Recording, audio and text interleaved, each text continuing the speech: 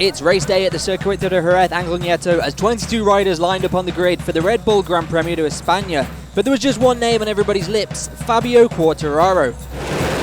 All bets were on the Petronas Yamaha Sepang Racing team as they lined up 1-2, but it was the reigning champion Marc Márquez who got the best start of them all, and with little threat and 17 laps to go, the number 93 checked out. So what happened with the independent Yamaha team behind? Franco Morbidelli got off the line into second, with poleman Fabio Quartararo close behind, and the fight was on.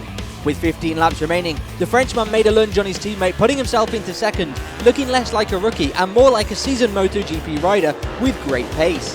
3 laps later, however, disaster struck, and with the world's hopes pinned on him, Fabio Quartararo's Yamaha M1 suffered technical issues, causing him to retire from second place, entering into the garage a shadow of a man.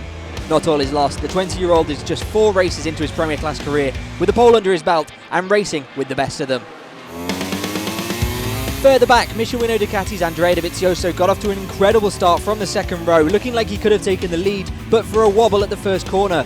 Official Yamaha man Maverick Vinales, meanwhile, also got off to a great start, chasing his satellite rivals from 4th place.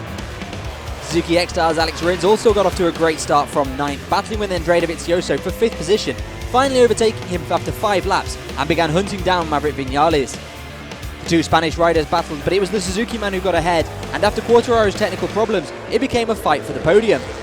Franco Morbidelli couldn't maintain his early race pace, and began losing positions, first to Alex Rins, then to Maverick Vinales, with Dovizioso in his slipstream, the Ducati man also passing Morbidelli down the back straight.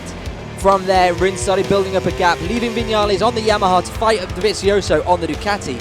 Finally, Dovi didn't take the risk and finished outside of podium contention in 4th, ahead of his teammate Danilo Petrucci in 5th.